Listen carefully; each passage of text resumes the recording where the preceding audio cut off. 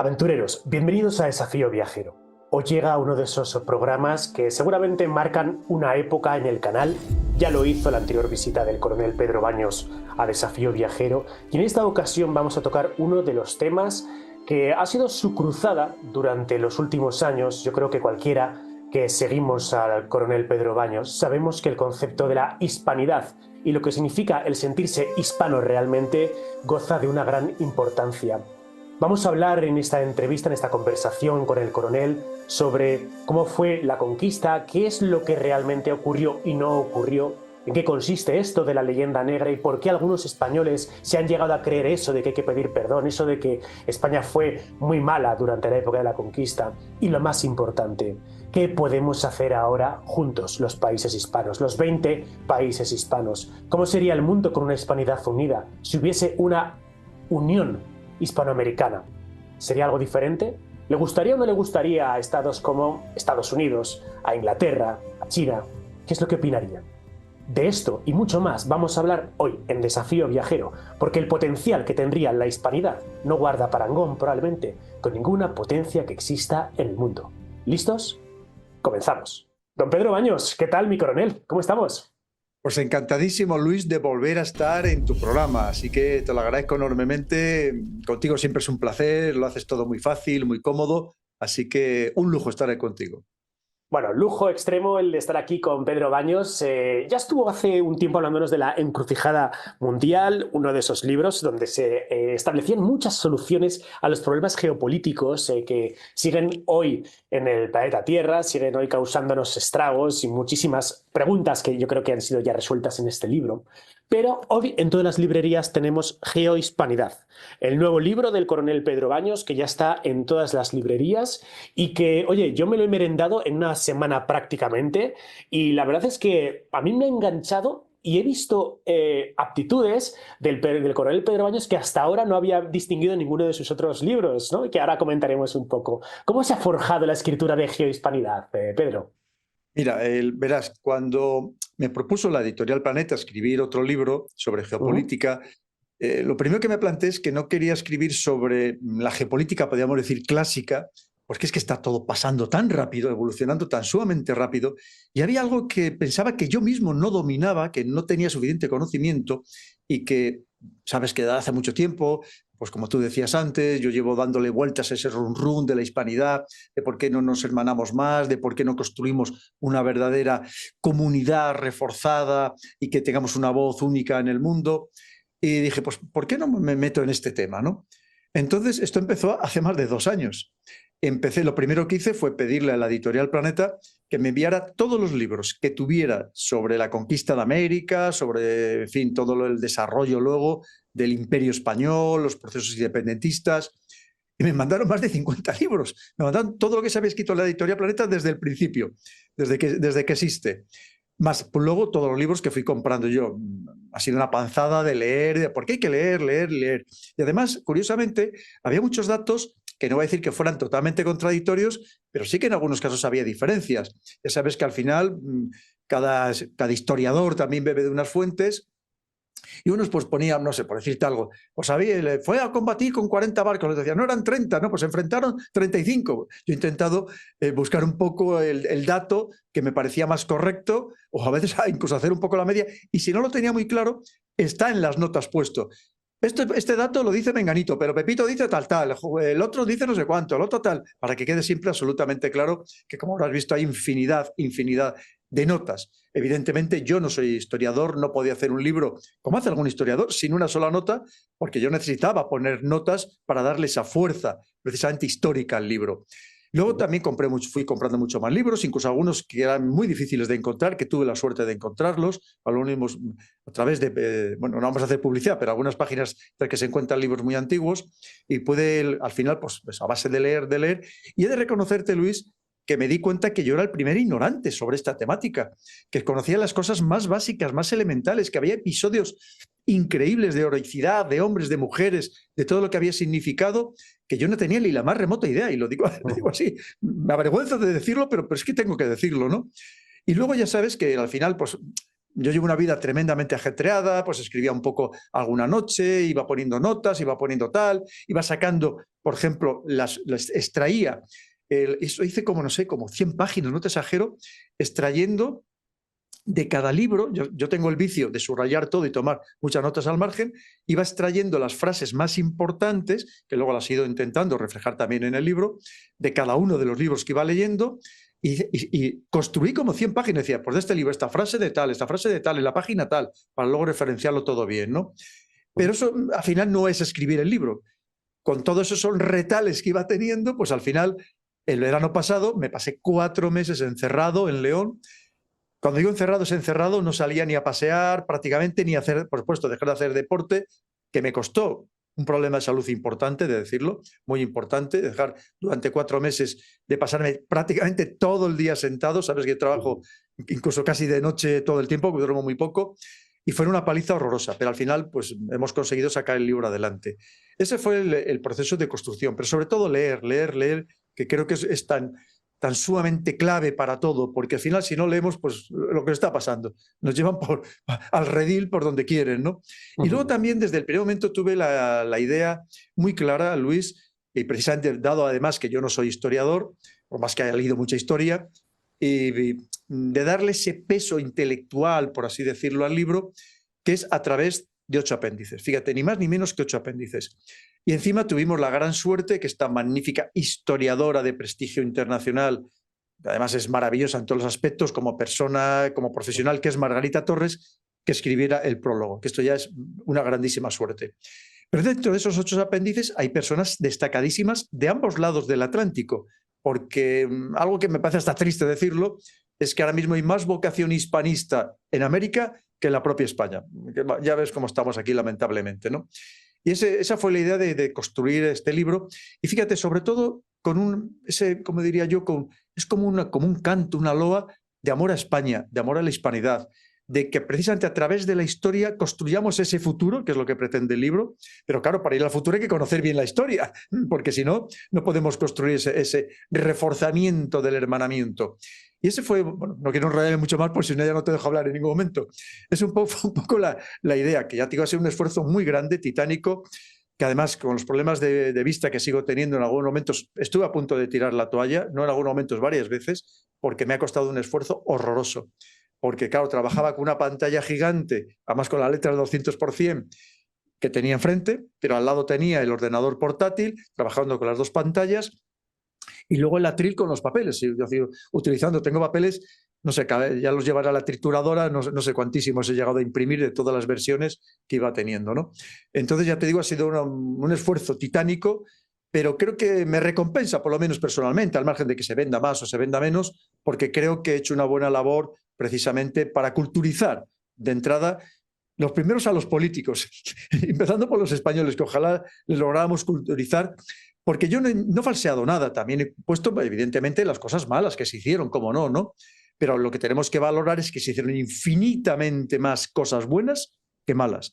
Y sobre todo, si lo ponemos en comparación con otros imperios, Luis, que es de lo que luego iremos hablando, tú lo has leído y sabes que además yo no me corto un pelo. Y fíjate, y muchas de las referencias que pongo, por ejemplo, cuando hablamos de lo que han hecho pues en Filipinas o en Puerto Rico o en otras partes del mundo, lo pongo que incluso de autores estadounidenses, muy críticos con su propio país. Lo habrás visto. Entonces te quiero decir que creo que es el momento de contar las cosas como son, o toda la participación de los ingleses con toda la mala uva posible que tenían, para que precisamente acabar con nuestro imperio español, en el que éramos todos hermanos, que éramos todos súbditos de la misma corona. Creo que eso es muy importante también señalarlo, Luis.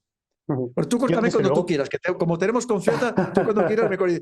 Te voy a cortar, que te voy a hacer la siguiente pregunta. Tú cuando quieras me cortas. No me atreveré porque la verdad es que creo que es un gusto escucharte, Pedro, así que oye, yo creo que todos nos quedamos embelesados simplemente dándote rienda suelta y que cuentes lo que te apetezca. Uno de los misterios que yo pensaba cuando leía el libro es, pero vamos a ver, si yo estuviera todas las semanas, prácticamente todos los días, al coronel Pedro Baños, con las entrevistas en el canal del coronel, que además tuve el honor de ser uno de ellos. Te veo en Horizonte, en Cuarto Milenio, sin parar de hacer cosas, en la Dana de Valencia. Y yo pensaba, ¿pero cuándo ha escrito este pedazo de tocho? Porque no estamos hablando de un libro no solamente de 120 eso, páginas. doy cursos por internet, doy muchísimas conferencias. Pero mira, Luis, yo es que te voy a contar el truco que tengo, que no se lo recomiendo absolutamente a nadie, absolutamente a nadie. Mi truco es trabajar prácticamente las 24 horas del día. Mira, concretamente esta noche que he dormido 3, 4 horas. Pues creo que es lo que he dormido. Ayer tuvimos Horizonte, como tú bien has dicho. Cuando acabamos son las 2. Cuando quiero llegar a mi casa, casi ya las 3. Entre unas cosas y otras, porque entre que sales, hablas un poco allí con la gente y tal. Luego, cuando vienes de los programas, vienes con un chute de adrenalina importante, que cuesta conciliar el sueño. Además, pues, yo siempre voy sin cenar, prefiero luego venir aquí, ya pues me tomo a lo mejor pues, un poco de leche, unas galletas, lo que sea, lo que me apetezca esa noche, ¿no? Con lo cual, cuando quiero dormir son casi las 4 o más de las 4, cuando quiero de verdad coger el sueño. Y hoy, concretamente, pues me he levantado a las 8 para a primera hora ya estar en el gimnasio, porque es algo que también intento mantener por encima de todo. Ya te dije, esos 4 meses que estuve encerrado, bueno, te voy a contar en confianza, ahora que no soy nadie. El médico de la familia me dijo, si sigues así un mes más, te quedarás en una silla de ruedas. Perdí toda la masa muscular, y yo tengo 64 años, no es una broma. Inmediatamente de que dejas de hacer deporte, el cuerpo es que se te desmonta, pero en un mes. Imagínate 4 meses sentado 18 horas o más sentado en una silla. Pero además, fíjate, lo que te decía, pierdes toda la masa muscular, te empiezan a salir, con lo cual como no tienes músculo, todo se apoya en la parte ósea, todo el peso, empiezas a tener problemas de todo tipo. Me costaba trabajo, y te lo podrían decir mis amigos de León, me costaba trabajo andar. O sea, andar más de 200 metros era un sacrificio, me tenía que sentar en un banco. Estar de pie más de 10 minutos ni de 5 minutos, es que no podía, me tenía que sentar. Si a veces que me costaba desde la silla, cuando me costaba las tantísimas, lo poco que dormía, si es que me costaba llegar a la cama. Y el cuerpo me pedía ya solamente estar tumbado y no moverme de ahí. Pues entonces sigo haciendo ese esfuerzo. Afortunadamente, a Dios gracias, me he recuperado prácticamente ya del todo. En el gimnasio tengo una gente encantadora. Pero gracias a un esfuerzo enorme, una fuerza de voluntad, ya digo, prácticamente sin dormir. Y encima, yo trabajo los 7 días de la semana. Los 7 días de la semana. Todos los días. Mañana que es sábado, no voy a tener, precisamente no voy a hacer programa, excepcionalmente, pero porque un gran seguidor mío, que es tenor, me ha invitado a una zarzuela que canta él, y además lleva mucho tiempo detrás de mí, vive relativamente cerca de mí, nos encontramos de vez en cuando y ya no le puedo decir más veces que no, ¿no? Pero, por ejemplo, el domingo ya tengo otro programa con Francisco, el que hacemos de noticias de la guerra. Cuando acabe contigo, tengo otro programa especialmente sobre Siria, porque te quiero decir que yo no paro nunca. Entonces, yo no se lo recomiendo a nadie, yo no le recomiendo a nadie mi vida. O sea, mi único hobby o mi único momento de esparcimiento es ir al gimnasio, Luis. Claro, si cada vez me dice, tienes que tener ayudantes, yo digo, entonces es que tendría que tener 4.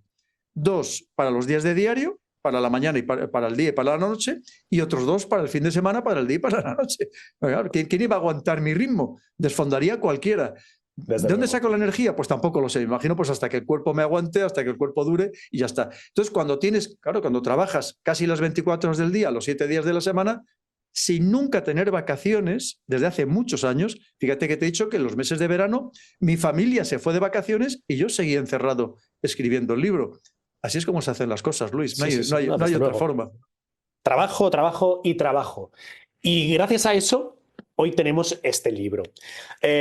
Cornelis, si entramos un poco en harina, y fíjate que cuando cogemos tu libro, insistes muchas veces en que no es un libro de historia, que no eres un historiador, lo cuentas, lo dices varias veces, pero es verdad que prácticamente la mitad del libro es la historia de la conquista y qué es lo que ha sucedido pues prácticamente hasta el siglo XIX en esa relación entre España, Hispanoamérica y Filipinas, ¿no?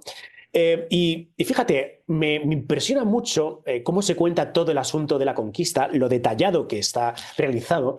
Y aquí hay un tema muy importante, porque creo que cojamos titular, que cojamos, y sobre todo de determinados medios, nos van a llover palabras y frases como la masacre española en Hispanoamérica, cientos de miles de muertos por parte de los conquistadores españoles. Así se consiguió la conquista de América, matando y masacrando.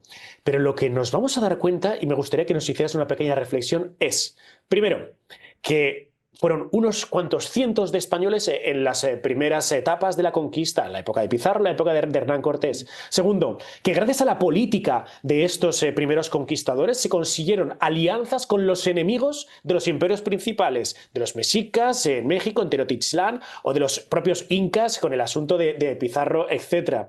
Y sobre todo, que también había alguien o un grupo con el que nadie contaba, que son los africanos, que yo es una cosa que he descubierto gracias a tu libro. Es decir, la pregunta sería, ¿fueron los españoles los únicos que intervinieron en la conquista de América, los que realmente conquistaron América en exclusiva? Sí, además muchas veces cuando se habla, por ejemplo, la conquista de México, en realidad no es el México actual, ni muchísimo menos, ¿no? Si vemos en un mapa, que hay algunos mapas que lo explican muy bien, o sea, que era una pequeñita parte de lo que actualmente es México, ¿no? Pero efectivamente aquella conquista se hizo ayudado por todos aquellos que estaban subyugados, oprimidos, devorados físicamente por los grandes imperios. Entonces, evidentemente, no fue solamente una obra de unos pocos españoles, que además inmediatamente se hermanaron con todos, que eso es lo más importante. Se produjo un mestizaje prácticamente instantáneo, porque la primera que fomentó ese mestizaje ya fue Isabel la Católica. Entonces, cuando aquí se hablan auténticas barbaridades. Tú sabes que la inmensa mayoría, es verdad que hubo combates, por supuesto que hubo combates, y algunos tremendamente fieros, y fieros, fíjate, en toda la zona de lo que hoy es Chile, incluso Argentina, con los mapuches, con los araucanos, unos guerreros muy fieros, muy valientes, impresionante, ¿no? Claro que hubo combates muy duros, pero sobre todo hay que pensar que aquello fue algo que no estaba previsto. Aquello fue que de repente alguien que pensaba llegar a las Indias orientales por un camino más corto, de repente se encuentra con otro continente, que fíjate que Colón, incluso cuando fallece, no tiene claro ni siquiera dónde ha llegado, que se encuentra con otros seres humanos, con otras personas, y allí se producen, pues como había combates aquí también en Europa, entre distintas facciones, pues exactamente igual. Lo que pasa es que es verdad que además cuando dicen, claro, es que llevaban las armas de fuego, ahí explico lo que era cargar entonces un arcabuz, que mientras tú cargabas un arcabuz, un indígena bien versado en el arte del arco te había lanzado 20 flechas. Claro, ¿qué estamos contando? Claro. A lo mejor la primera vez que oían el ruido del trueno, a lo mejor les impresionaba y salía corriendo. La segunda vez ya no salían corriendo. Te pasa igual con los caballos. La primera vez veían aquel animal nuevo y les podría sorprender. Cuando ya se habían acostumbrado, 2 o 3 días más tarde, aquello ya no era algo relevante que significara una modificación absoluta del combate, ¿no? El combate se da porque precisamente van miles o decenas de miles de indígenas que ya vivían allí para enfrentarse con el gran imperio dominante, el gran imperio opresor, fueran los mexicas o fueran los incas, nos da exactamente igual, ¿no? O los aztecas. Te quiero decir que esa es la auténtica realidad. Entonces, claro que es lo mismo cuando dice matamos a no sé cuántos cientos de miles. Tú sabes que, lamentablemente, muchas de las enfermedades, las muertes se produjeron por enfermedades, que ellos allí no estaban inmunizados frente a las enfermedades que nosotros llevamos. Y, ojo, también ellos nos transmitieron enfermedades a los que llegábamos desde Europa, que también lo pongo en el libro. Pero también tenemos que ver todo lo positivo, todo lo que nosotros aportamos y lo que ellos nos aportaron a nosotros, que con eso es lo que nos tenemos que quedar. ¿Que hubo gente mala en aquellos años que no cumplía con las directrices de la corona, del imperio? Por supuestísimo. Pero Luis, es que hoy no tenemos gente mala, no hay criminales, no hay asesinos, no hay violadores, no hay salvajes. Por supuesto. Pues imagínate hace 500 años, evidentemente. Ahora, que la voluntad de la corona, la voluntad del imperio fue siempre que todos aquellos personas de los lugares que se iban descubriendo pasaran a ser un súbdito de la corona, del imperio, con igualdad de derechos y obligaciones, no debemos tener ninguna duda. Es que es más, cuando viene el Colón, después del primer viaje, cuando regresa del primer viaje, y viene con indígenas que había capturado y se los presenta a Isabel la Católica, que lo pongo en el libro, recuerda que ¿qué le dice Isabel la Católica? Libéralos inmediatamente. En mis territorios, todos aquellos territorios que vayamos descubriendo, no serán esclavos, no serán esclavizados, serán súbditos de la corona. Eso, ¿qué otro imperio lo hizo? No lo hizo ninguno. Pero además, tú sabes, cuando decimos a eso, el derecho de los trabajadores, los derechos humanos, pues ahí tenemos las leyes de Indias, donde ahí explicamos cómo se protegían los derechos de los trabajadores, de los derechos de los mineros, los derechos de las mujeres embarazadas. Pero por favor, es que todo eso nadie lo va a poner en valor. Lo que pasa es que, tristemente, éramos tan buenos, éramos tan poderosos, que nos tenían mucha envidia. Y como no nos podían vencer en el campo de batalla, nos colgaron el San Benito de la leyenda negra. Y lo triste es que todavía ha perdurado hasta nuestros días, y lo triste fue los españoles que no solo la interiorizaron, sino que se han dedicado y se dedican todavía a difundirla, sin ninguna justificación, porque la mayoría de ellos son absolutos ignorantes de la historia. En el libro tú habrás leído que yo no falseo nada, tampoco creo una historia maravillosa, edulcorada, de que nosotros éramos ángeles divinos, ni mucho menos. Éramos seres humanos que nos encontramos con otros seres humanos, pero que desde el primer momento se produjo este mestizaje. ¿Algún otro imperio ha hecho ese mestizaje? Pero si hasta los años 60 del siglo pasado estaban prohibidos los matrimonios mixtos interraciales en Estados Unidos. Por favor, ¿qué me estás contando? ¿Qué me estás contando? Entonces, eso es lo que tenemos que poner en valor, Luis, porque creo que nos debemos querer más precisamente a través de un conocimiento exhaustivo, serio, profundo, riguroso de la historia. Esa es la clave. Ya te digo, dentro de mi humildad, y efectivamente 300 páginas son de historia, aproximadamente, dentro de las 608 que hay, pero el resto es precisamente a ver cómo construimos ese futuro basándonos en la historia, precisamente. Lo que nos ha aportado la historia, entre otras cosas, ese elemento tan rico, tan sumamente poderoso como nexo de unión, que es el español. El español. ¡Qué maravilla! Pero como ponemos ahí, más de 500 millones de personas que lo hablan como lengua materna, más todos los que lo hablan con mayor o menor grado de fluidez.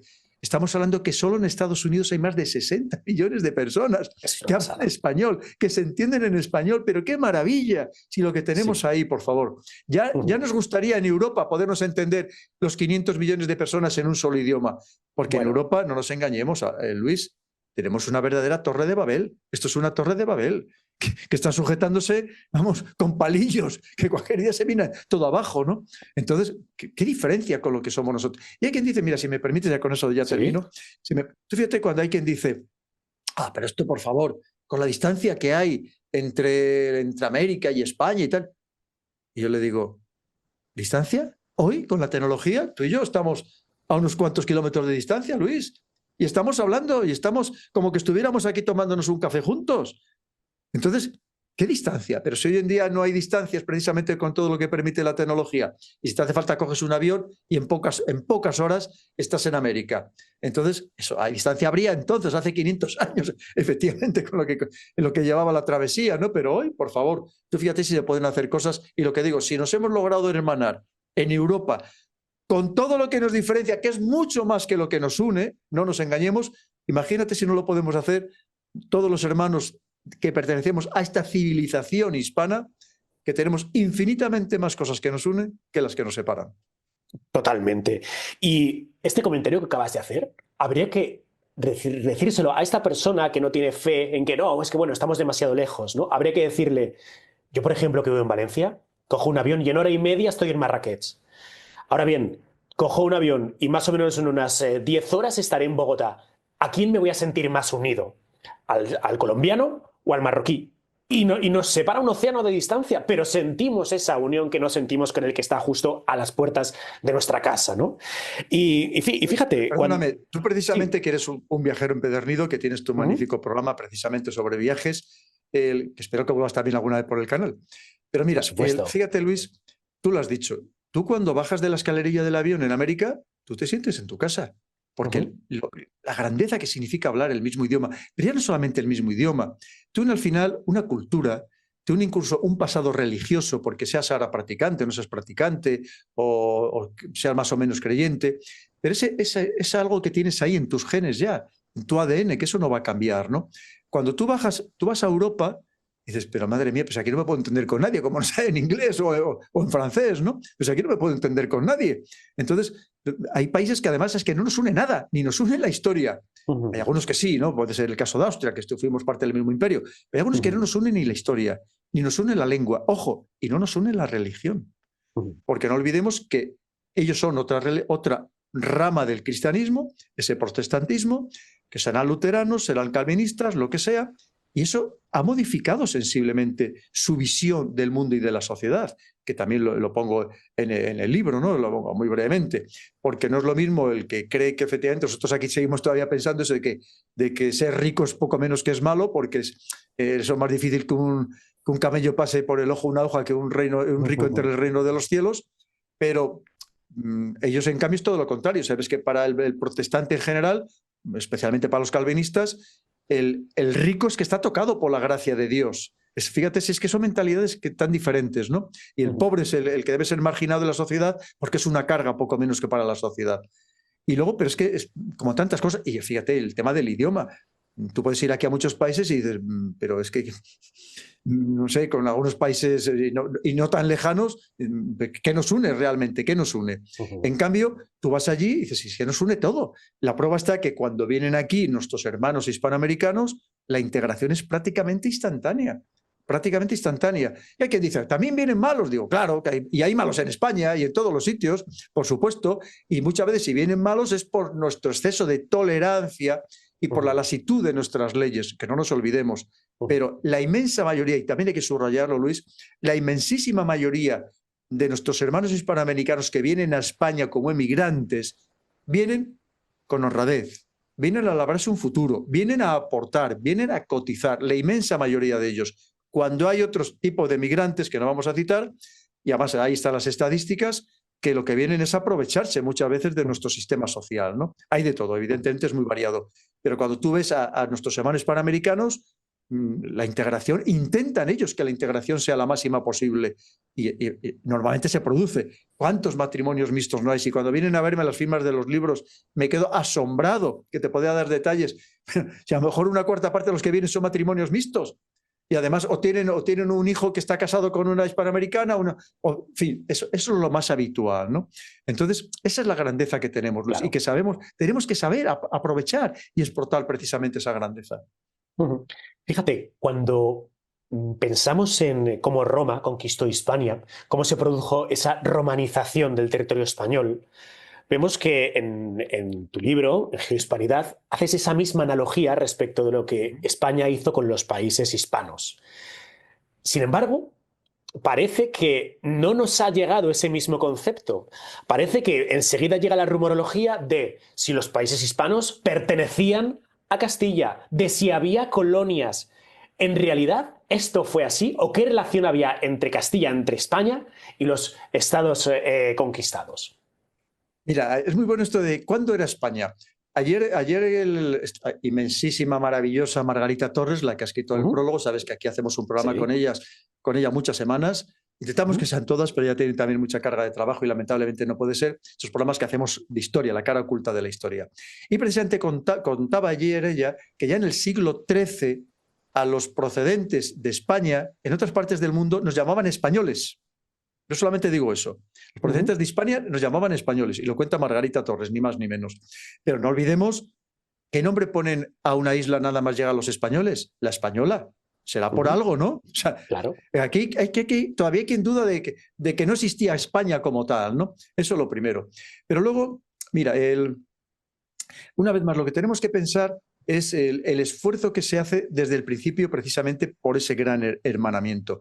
Pero, perdona, que es que me habías hecho una pregunta muy concreta que ahora mismo se me está pasando. Sí, ¿Me habías sí. Te estaba preguntando por qué se considera esto de si hubo si fue una colonia, si pertenecían los territorios conquistados a Castilla. ¿Esto era así?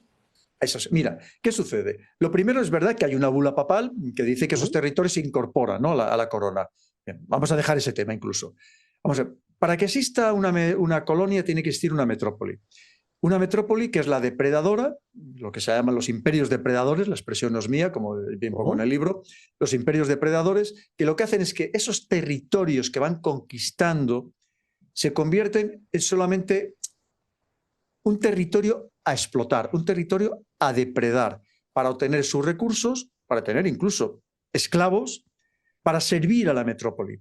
Una metrópoli que efectivamente les mantiene en un nivel inferior, que no les da ningún tipo de privilegio, sino todo lo contrario, se lo quita, que les impide, como hacían los ingleses, por ejemplo, que negocien con ningún otro país o potencia que no sea la metrópoli, para tenerles totalmente sometidos.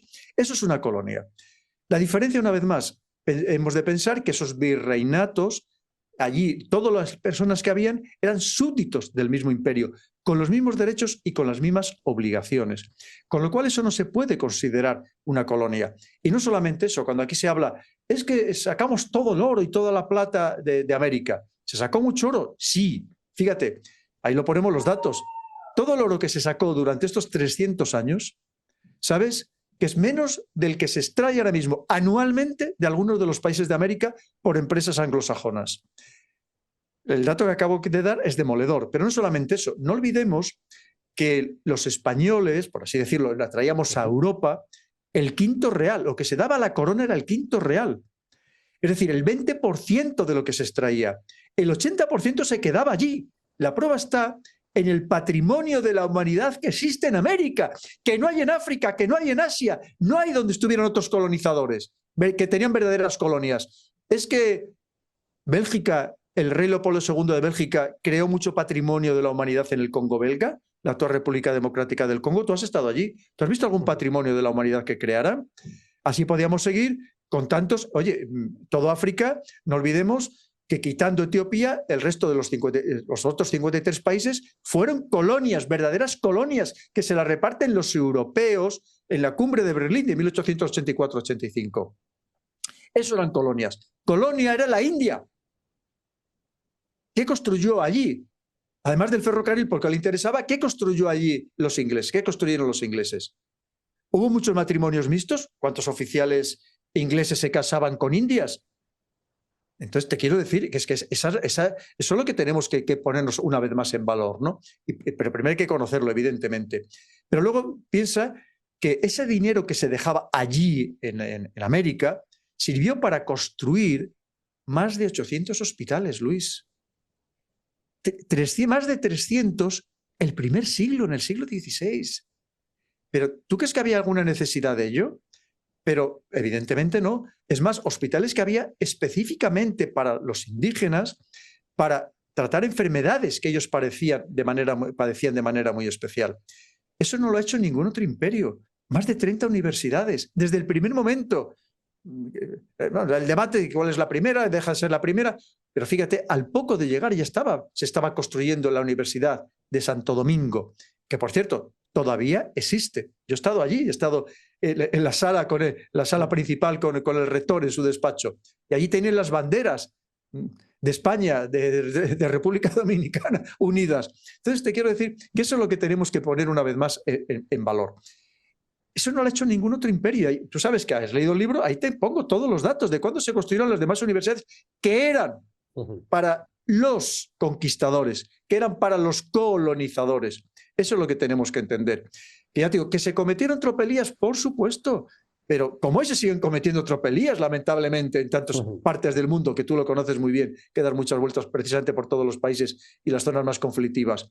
Por supuestísimo, pero que la voluntad que había por parte de lo que podíamos llamar la administración en aquel momento era todo lo contrario, era así. Mira, ya allá como el año 1570, Felipe II ordena a todos los obispos americanos que todos sus clérigos respeten al máximo la vida y la dignidad de los indígenas. Y no solamente eso, sabes que de hecho, lo pongo también en el libro, llegaron a crear una especie de campos refugios precisamente a aquellos indígenas que eran a lo mejor maltratados por parte de algunos, de los conquistadores o de los que estaban asentándose, que a lo mejor no eran personas que cumplían con las directrices que se les daban, y se les refugiaba precisamente para protegerles. Y tenemos el caso de las lenguas.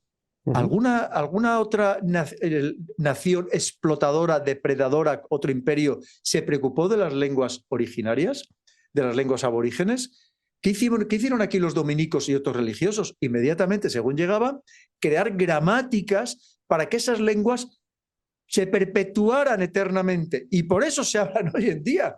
Pero si hay países cuando dicen, es que cometimos un genocidio. Pero si hay países como puede ser Bolivia, que ¿cuánto? ¿El 60% más de la población son indígenas? ¿Dónde está el genocidio? Mira, aquí les suelo contar una anécdota de Marcelo Gullo, que es una de las personas extraordinarias, maravillosas, que tuvo la gentileza precisamente de participar en el libro, en uno de los apéndices, de prestigio más que internacional.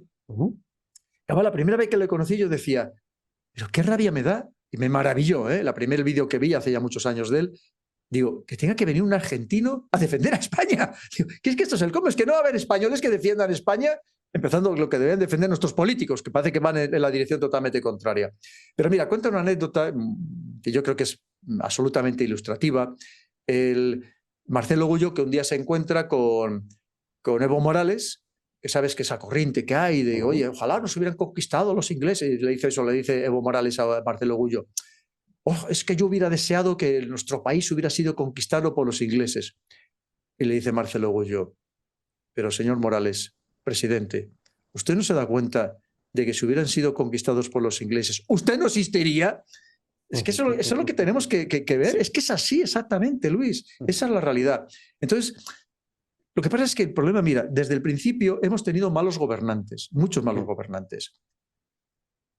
Y seguimos teniendo gobernantes que no defienden España. Cuando nos ataca, sea el señor López Obrador, la señora Sheinbaum, el señor Maduro, quien sea, dicen estas cosas que tenemos que reparar de hace 500 años, lo que pasó hace 500 años, como si nosotros le pidiéramos a los romanos que repararan toda la plata que se llevaron de León, ¿no? De allí el oro de las médulas. Bien, te quiero decir que aquí no hay nadie que salga contando lo que tú y yo estamos contando ahora mismo, Luis. Es que, entonces, ¿para qué tenemos a los políticos si no defienden a su propio país? Que tienen que decir, no, esta es la narrativa, voy a sacar una buena contranarrativa, que además ni siquiera lo tienen que hacer ellos. Tendrían que personas, que no soy yo Pedro Baños ni mucho menos, mucho más solventes, más capaces que yo, historiadores de grandísimo prestigio, decir, oiga, esto no fue así, fue de esta forma, de esta forma y de esta forma. ¿Cometimos errores? Sí. ¿Se cometieron tropelías? Sí. Pero en general fue mucho más, infinitamente más positivo que negativo. Eso es lo que tenemos que ponernos en valor de una vez por todas. Y lo triste, Luis, es que aquí hay políticos que, como sabes, que llegan y dicen, este museo, vamos a poner aquí una placa de que fuimos unos genocidas y que vamos a no sé qué y vamos a pedir perdón y nos tenemos que poner de rodillas. Y digo, pero, ¿cómo se puede ser tan insensato? Por amor del cielo, ¿cómo se puede ser tan insensato? Y además, como queda tan claro en la obra, porque hay un capítulo dedicado a la leyenda negra y se explica punto por punto qué es lo que ocurrió y cuáles son las fake news que en aquella época se propagaron por parte de Alemania, de Italia, de Francia, de Inglaterra, de Países Bajos, bueno, y por no hablar de Bartolomé de las Casas, que también el hombre se las traía, ¿no? Sí, y lo sustentas, Pedro... Pero Luis, sí. pero perdona, pero era porque nos temían, porque nos tenían envidia. Entonces, como no nos podían vencer en el campo de batalla ni con todo lo que significábamos, pues claro, pues como pasa hoy, pues te cuelgan un San Benito y te dicen, pues usted es no sé qué y usted es no sé cuánto y pertenece al grupo no sé qué y tal. Hay que descalificar de alguna forma.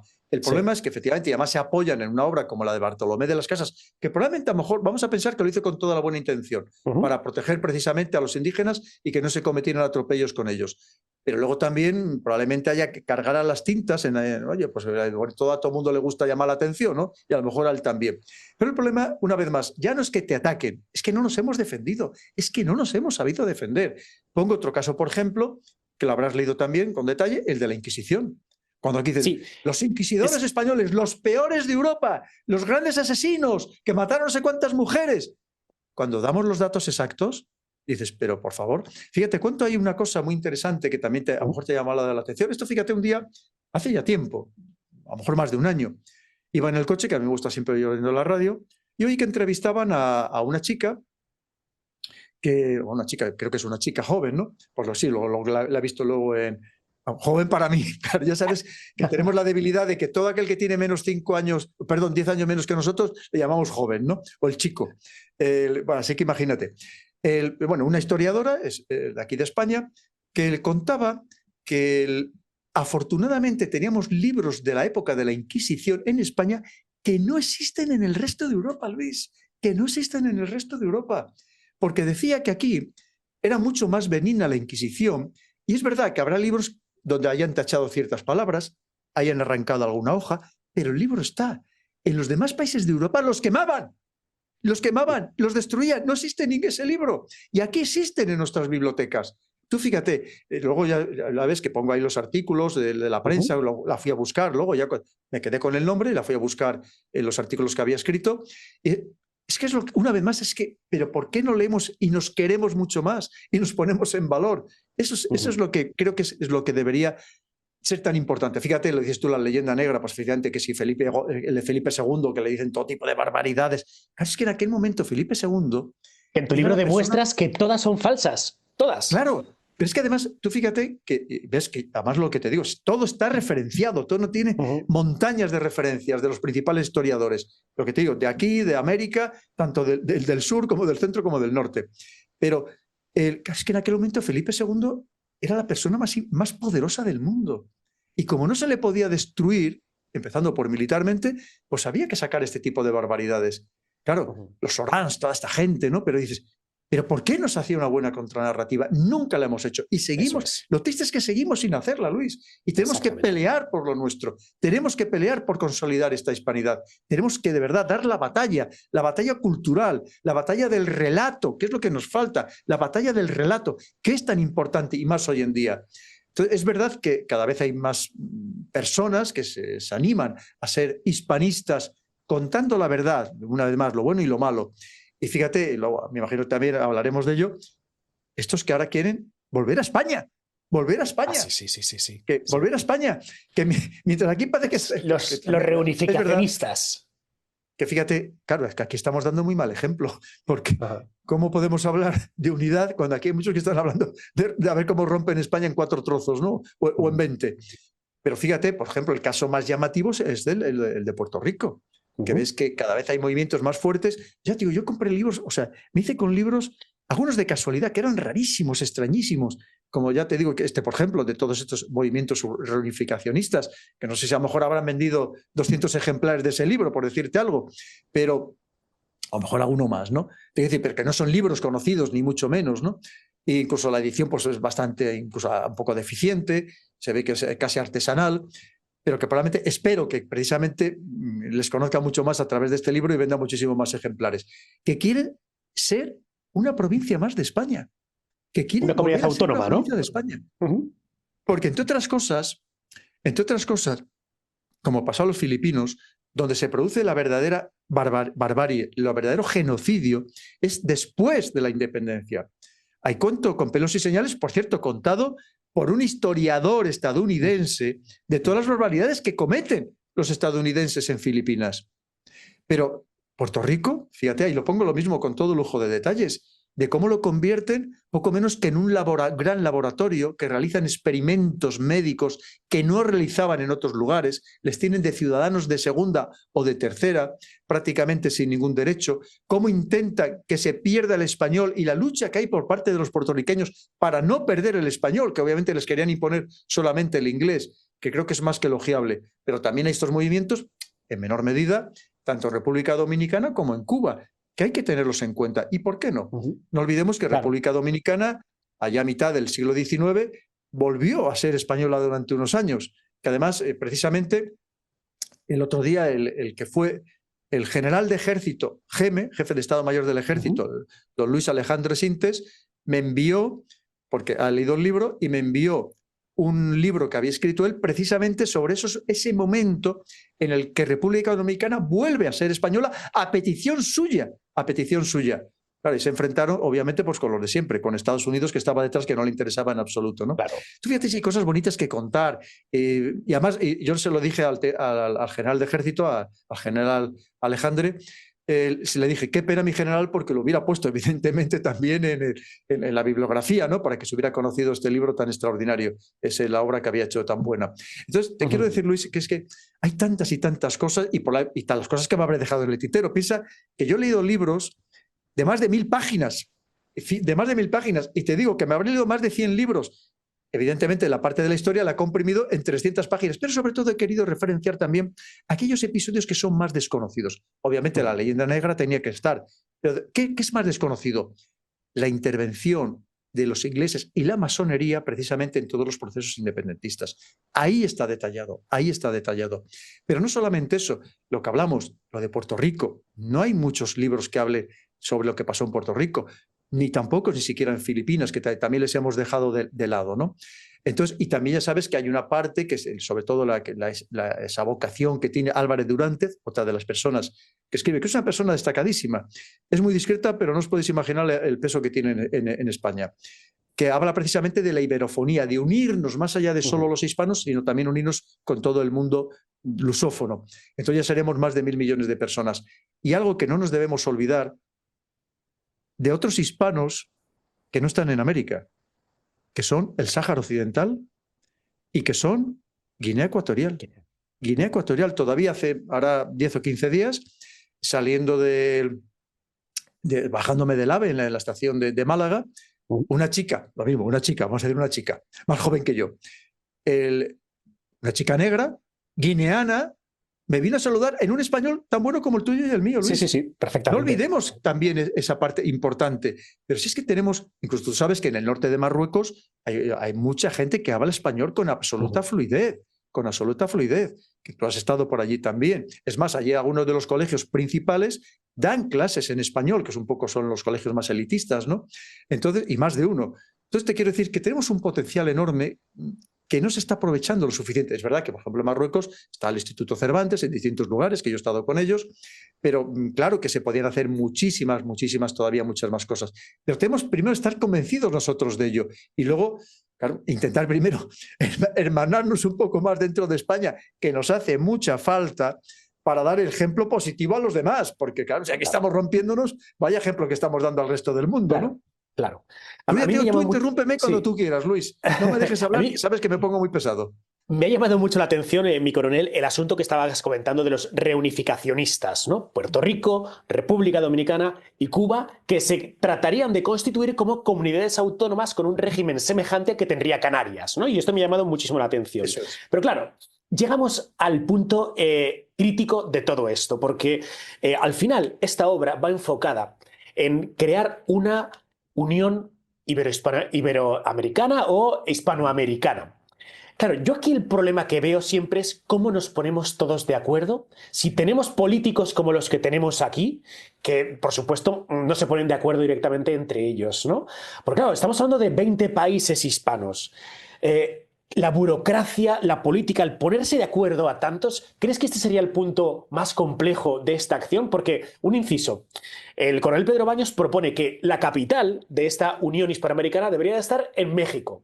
Correcto. Y España, el papel de España tendría que ser un papel auxiliador, empujar a que esto se cree, ¿no? Pero la fuerza la tenemos en los estados iberoamericanos, hispanoamericanos.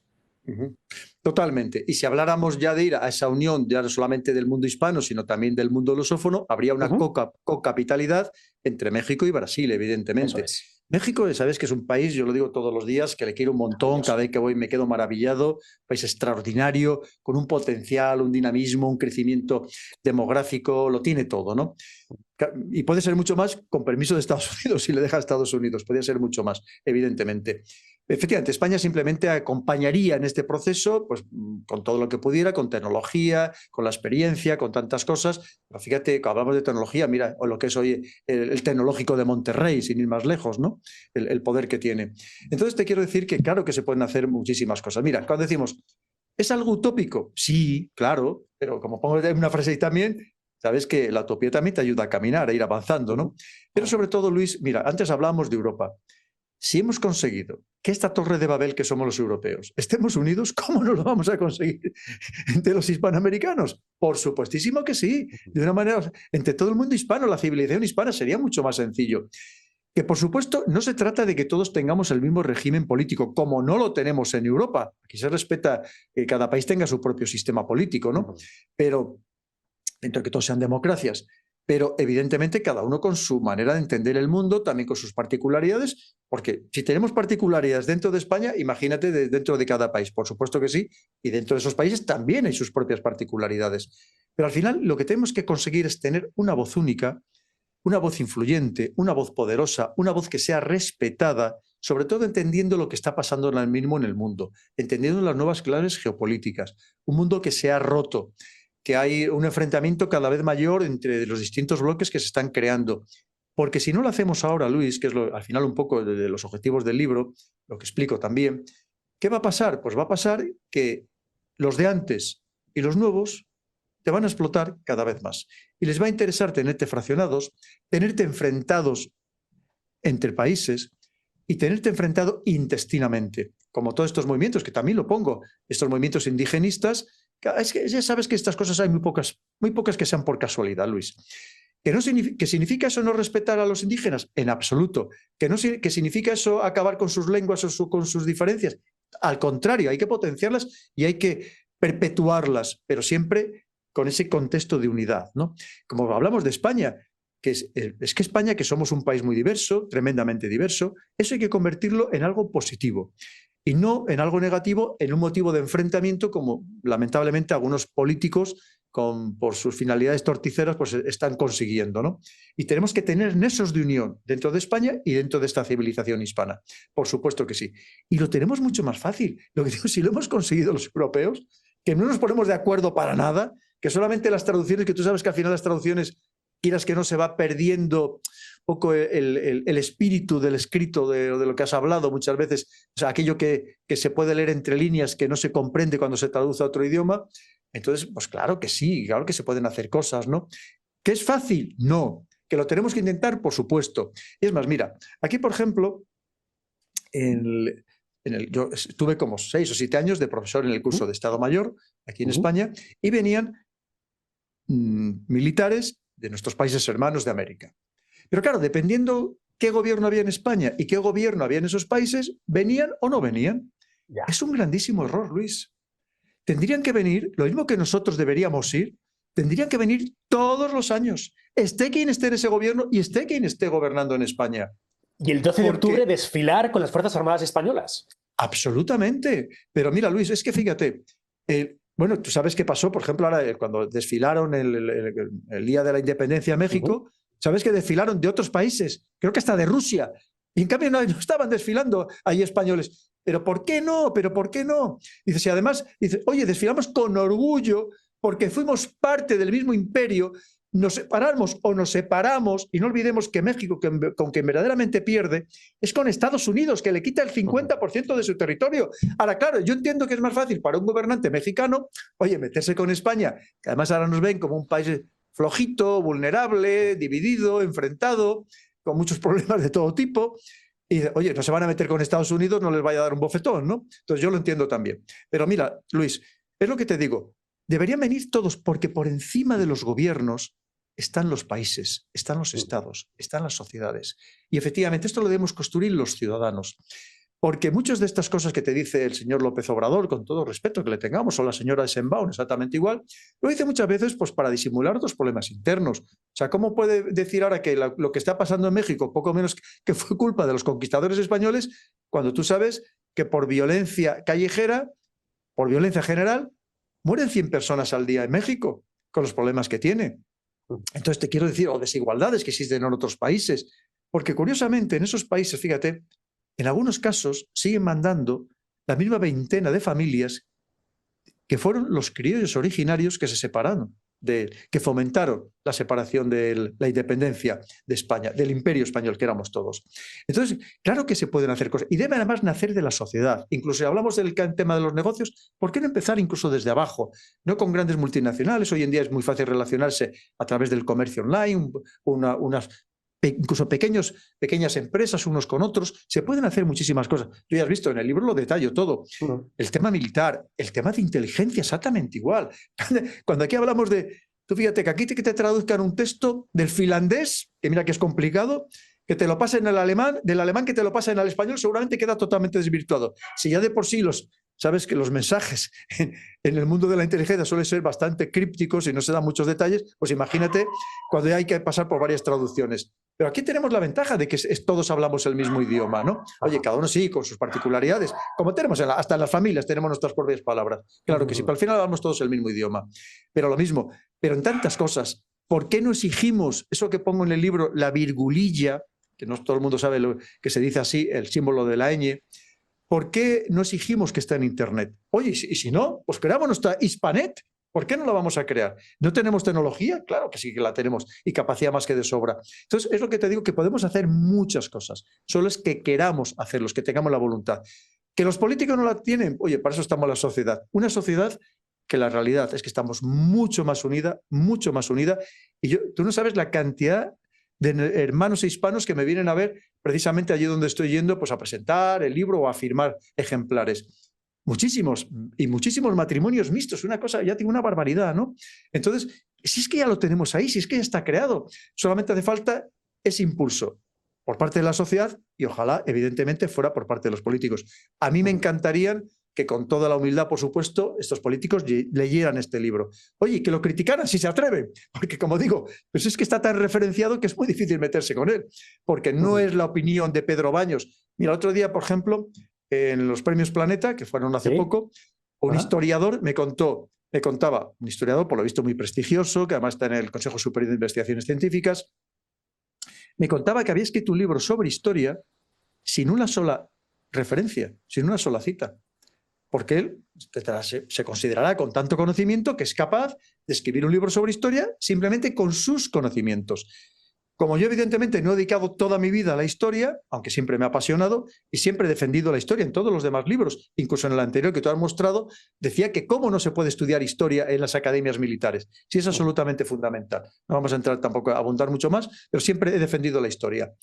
Pero como yo no tengo esa capacidad, porque no he dedicado mi vida a estudiar la historia, sí que pongo, tú sabes, cientos de referencias, no hay nada que no esté referenciado. Y como digo, muchas veces yo hacía mi propia controversia, que esa es otra. ¿Qué necesidad tenían los reyes españoles de hacer controversias para ver si aquellas personas de aquellos lugares que se iban conquistando tenían alma o no tenían alma? Pero por favor, no tenía ninguna necesidad, para que veamos el humanismo que hubo desde el principio, precisamente para proteger a todos esos seres humanos. Pero lo que te decía, como yo no tengo esa capacidad, pues ahí están todas las referencias habidas y por haber, para precisamente darle ese peso. Y no olvidemos el peso que le da los 8 apéndices, que fueron intencionadamente muchos, con todas las ideologías, pero con todos tienen la misma vocación. Es el amor a España y el amor a la hispanidad. Por supuesto, y al español, que es muy importante. Porque fíjate, español, Pedro, hay un par de banderas que tú siempre sueles mostrar, ¿no? Y que yo también, pues desde la cantidad de años que hace que te sigo, pues intento educar, entre comillas, a las personas que están en mi entorno en cuanto a lo siguiente. ¿Hablamos español o hablamos castellano? Y la segunda es, ¿somos hispanos o somos latinos? Pues creo que la respuesta a la segunda pregunta la ofreció el otro día Donald Trump. ¿Te acuerdas? Con ese meeting poco antes de las elecciones, cuando pregunta a todos los hispanohablantes que había y les dice, ¿cómo queréis que os llamemos? ¿Latinos o hispanos? Todos hispanos, hispanos, hispanos, hispanos. Tú fíjate, es que lo grande que es eso. Tú sabes que es un error. Al final esto de latinos fue precisamente para desprestigiar a España, para quitarle peso a España. El problema es que aquí lo siguen utilizando. Te voy a contar otra anécdota, y esto no lo había contado nunca. Estando todavía en activo en el CSD hace muchos años, igual te estoy hablando, igual hace 18 años, por decirte algo, me acuerdo que me propusieron participar en un libro, que referencio, por cierto, también aquí en este libro, en un libro sobre cómo reforzarnos desde el punto de vista militar, precisamente los hispanos, ¿no? Y me acuerdo que hubo una persona, que no voy a citar, de un centro muy importante en España, que era el que le habían nombrado director, coordinador de ese libro, que él ponía de título Latinoamérica. Y dije, y fui a ver al general, que entonces era mi jefe, y le dije, lo siento, mi general, me niego. Fíjate lo que te estoy diciendo, Luis. O sea, que esta pasión mía viene de lejos. Sí. Ya sabes que además yo siempre he sido muy rebelde. Y le dije, lo siento, mi general, pero me niego a participar en este libro si aparece Latinoamérica en vez de Hispanoamérica. Y me dijo, hombre, ¿cómo vas a hacer esto? Además, esta persona, que es una persona muy influyente, era argentino, en un sitio, ya digo, en un centro muy importante. Y no, como tal, y le dije, lo siento mucho, mi general, pero ya puede restarme si quiere, que no voy a participar en un libro donde ponga Latinoamérica cuando tenemos que poner Hispanoamérica. Y efectivamente, al final conseguí que el libro saliera como Hispanoamérica. Te cuento otra. Cuando en la primera estrategia de seguridad nacional que hay en España, en el año 2010, entonces estando el señor Rodríguez Zapatero de presidente, entonces no se llamó de seguridad nacional, se llamaba Estrategia Española de Seguridad. Yo participé muy activamente, entonces estaba en el Ministerio de Defensa y participé muy activamente. Y he de decir que me empeñé, y creo que fue un empeño muy personal, en que apareciera en aquel momento precisamente Hispanoamérica. Y he de decir que en las siguientes ediciones, que ya no participé yo, volvieron a poner Latinoamérica. Y lo dejo bien claro porque además yo tengo un vicio que lo guardo todo. Y tengo todo guardado y lo puedo demostrar, ¿no? Entonces, tú fíjate, como ves, es algo que me venía ya, un run que tenía ya de hacía mucho tiempo, ¿no? Esto no es nuevo ni mucho menos. Pero efectivamente es que no tiene nada que ver. Y yo en el libro lo explico al principio del todo, ¿verdad? Que pongo, una cosa es Latinoamérica, otra cosa es Iberoamérica y otra cosa es Hispanoamérica, que seamos conscientes. Y los que nos tenemos que llamar es hispanos. Y los que hay en América son hispanos. Habrá alguno que sea, a lo mejor, es decir, si viene de la Guayana francesa, pues sí que efectivamente es latinoamericano, pero es una excepción. Los demás somos hispanoamericanos, que no tienen nada que ver una cosa con la otra. Y aquí se confunde. Y me duele cada vez que leo algo en la prensa o en la televisión y todo, con latinos, pero ¿qué latinos? Que somos hispanos, que venimos de Hispania y vamos a dejarnos de rollos. Porque ese mundo el grecorromano lo trasladamos también allí. Esa cultura grecorromana la trasladamos también allí, Luis. Y también eso es algo que nos debe también llenar de orgullo. Entonces, tú fíjate si el tema da para mucho, ¿no? Por supuesto que nos tenemos que llamar hispanos. Y luego tú ya sabes que aquí la Real Academia de la Lengua acepta, es verdad que en la Constitución viene el castellano, pero sabes que se acepta que de manera ambivalente se puede utilizar también español. Es decir, no estás yendo contra la Constitución, no eres, como dicen muchos, un franquista ni un fascista, ni mucho menos, sino que puedes emplearlo de manera indistinta. Por cierto, mira, aquí es que hay tanta confusión. En la portada, que tenemos aquí el libro detrás, la portada tiene muchas claves. Mira, la primera clave, efectivamente, mira, más que bien se ve, tienes una cámara fantástica. Mira, la portada, Luis, tiene muchas claves. Lo primero, hay ahí una figura del ajedrez, que es la dama, ¿verdad? ¿La dama quién es? Puedes bajarlo ya si quieres, Luis. Así que nos vemos. Mira, ¿la dama quién es? La dama, evidentemente, es Isabel la Católica, la gran reina. Ojalá ahora tuviéramos una gran reina en España como Isabel la Católica, una gran dirigente. Sí, por supuesto, no, es lo que acabo de decir, no tiene nada que ver con despreciar a los reyes actuales, ni mucho menos. Tú ya me entiendes, una buena dirigente como Isabel la Católica. Pero fíjate, incluso por encima de ella, ¿por qué está puesta la virgulilla? Porque por encima de cualquier dirigente, Luis, por encima de cualquier dirigente, sea quien sea, está, en el caso nuestro, España, está la hispanidad, está el español.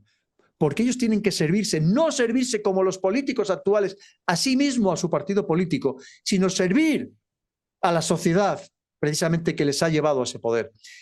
Y tienen que servir a España, tienen que servir a la hispanidad, tienen que servir al español. Pero luego hay otro código también muy importante, que es el código de colores. El rojo y el blanco. No es por azar. Si hablamos de rojo y el blanco, estamos hablando ¿de qué? De la bandera de Borgoña, la Cruz de San Andrés. Aquí hay ignorantes que siguen diciendo que es que la cruz de la bandera de Borgoña, que es franquista. Yo lo he oído decir todavía no hace mucho a estos, no sé cómo definirles, ignorantes, evidentemente es lo que son, muchos también con maldad, ¿no? Pero vamos a ver, pero si la bandera de Borgoña, que no vamos a extendernos, pero que sabes que viene de la unión matrimonial de Juana de Castilla, llamada Juana la Loca, y de Felipe el Hermoso.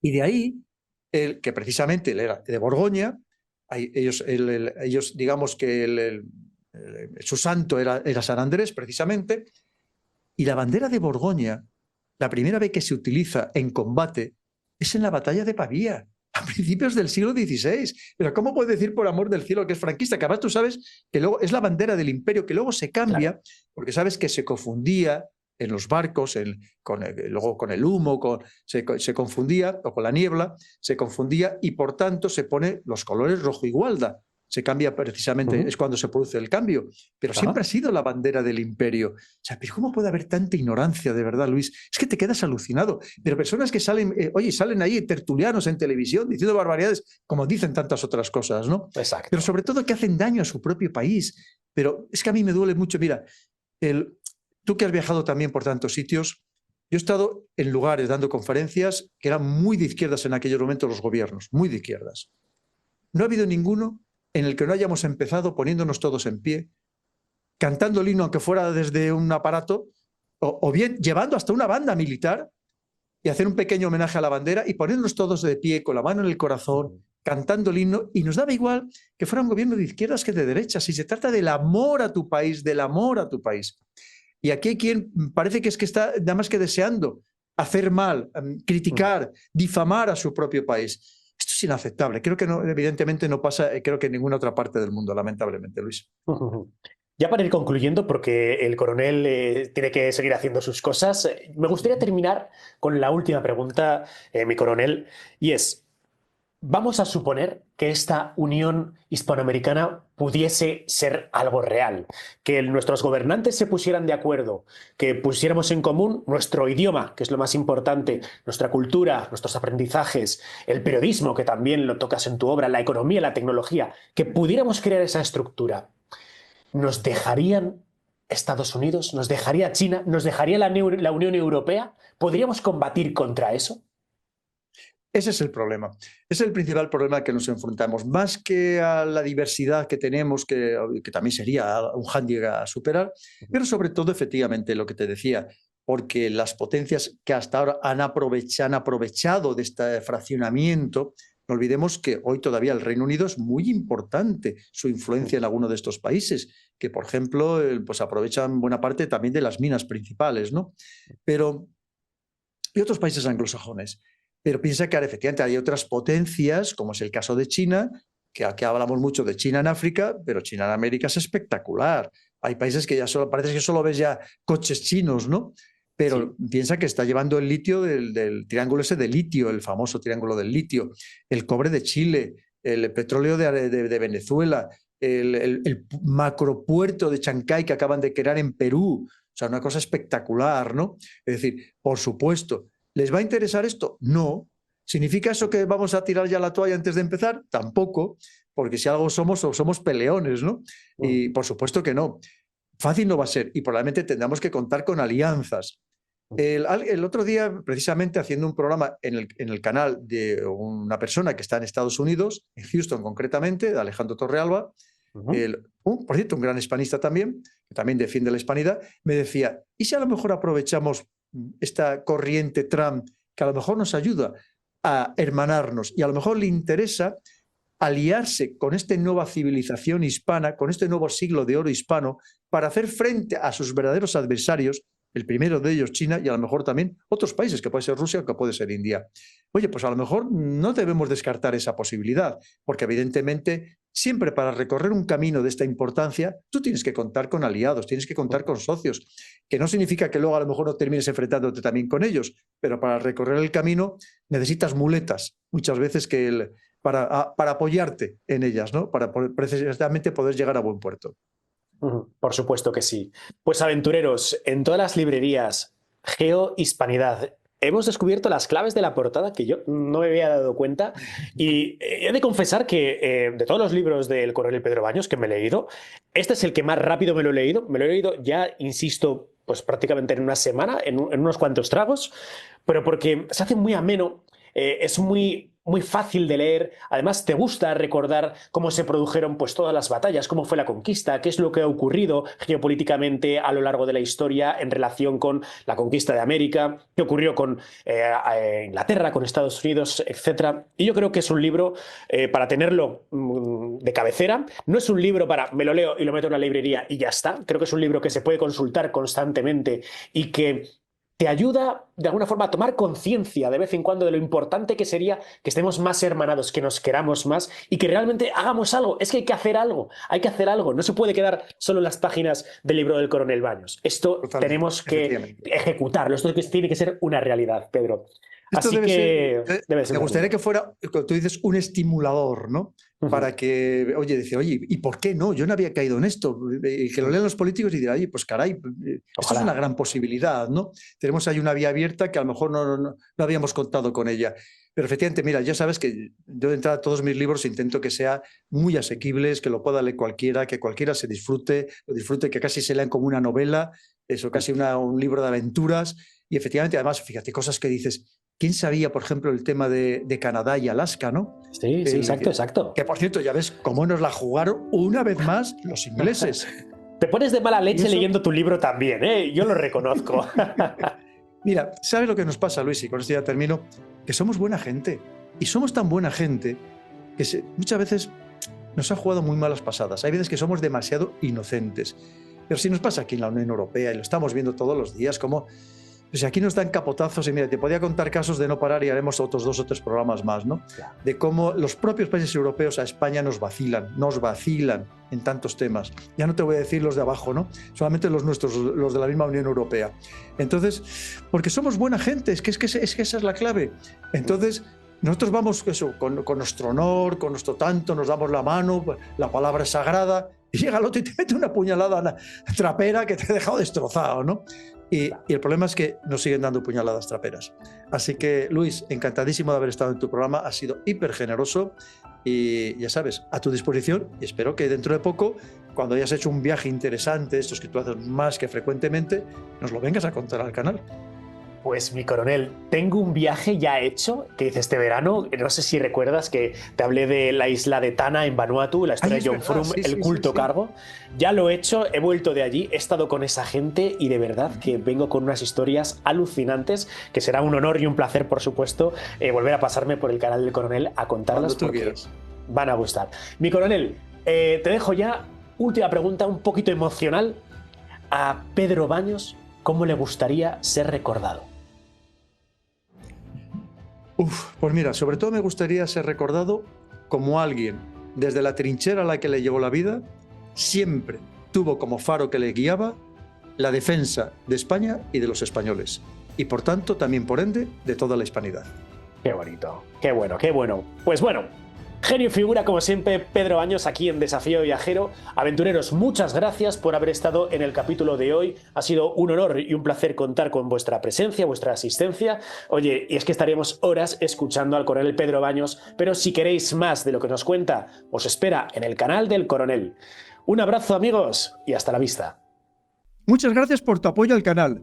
Puedes suscribirte, pulsar la campana de notificaciones para estar al corriente de los próximos vídeos y de momento aquí te dejo un par de ellos que espero que te gusten y que sean de tu interés.